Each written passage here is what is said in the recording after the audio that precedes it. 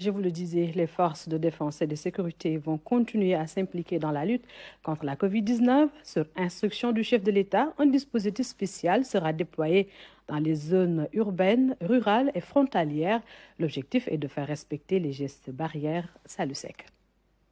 Le constat est général. Certains Sénégalais ne respectent plus les gestes barrières, un comportement jugé irresponsable. La mise en danger de la vie d'autrui est un délit et que la justice peut intervenir, comme la gendarmerie peut verbaliser, comme il faudrait se rappeler que chaque fois qu'il n'y a pas de port de masque qui est obligatoire, qu'il y a une verbalisation et que l'amende peut être de 6 000 et ces 6 000, il faut les payer. Pour obliger les populations à respecter ces mesures, un dispositif spécial va être déployé. Le dispositif, il sera à la fois donc, urbain et aussi dans les zones rurales et au niveau aussi frontalier.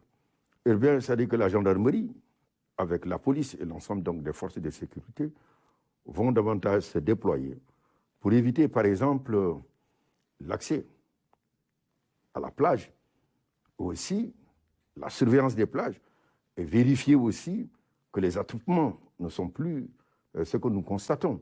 Ce sont des faits qui sont à la fois banals, mais qui sont de nature à sauver des vies. Le respect des gestes barrières est capital dans cette guerre sanitaire.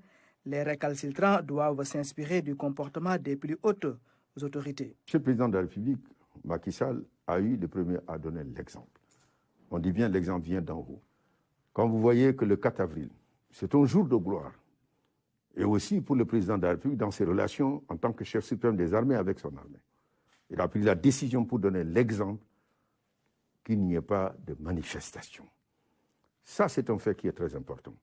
On a tendance à oublier aussi que le président de la République, toujours dans les exemples, lorsqu'il a estimé qu'à travers un contact avec une personne testée positive, il n'a pas manqué lui-même de se mettre en confinement pendant 15 jours. Et lorsque la Tabaski est là, ça c'est un autre exemple. Et d'abord la Korité. Il a fait dire à tous les gouvernements, à tous les membres du gouvernement, qu'il était important de respecter les mesures. Et ces mesures, c'est d'éviter les attroupements. Il a prié chez lui, comme vous le savez, c'est ce que aussi tous les ministres ont fait. Des exemples importants à rappeler. En attendant, les forces de défense et de sécurité vont continuer à s'impliquer dans la lutte comme elles l'ont toujours fait. Dès l'instant que cette crise s'est signalée, l'armée a déployé un hôpital de campagne à Touba. C'était déjà un premier signal de son implication forte pour apporter une solution à la crise sanitaire.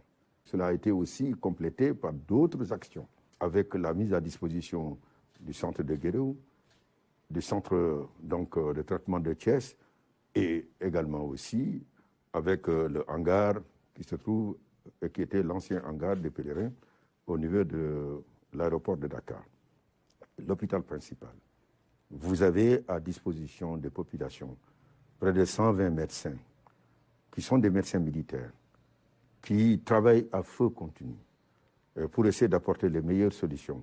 Mais si vous savez très bien avec ce que M. le Président de la République, Macky Sall, a eu à faire comme étant un don humanitaire gigantesque à l'endroit des populations les plus vulnérables, qui a touché à près de 10 millions de personnes, alors cette aide à l'humanitaire, l'armée était présente du point de vue de la logistique, avec le transport, des denrées, mais en même temps aussi du point de vue de la surveillance et du convoyage, comme a eu à le faire la gendarmerie. Les forces de défense et de sécurité sont donc au cœur du dispositif de lutte contre la Covid-19. Port de masque, distanciation, voire semi-confinement, le chef de l'État a encore parlé. 5 mois après le premier cas, le virus circule toujours activement au Sénégal. Une situation préoccupante pour les autorités. Quant au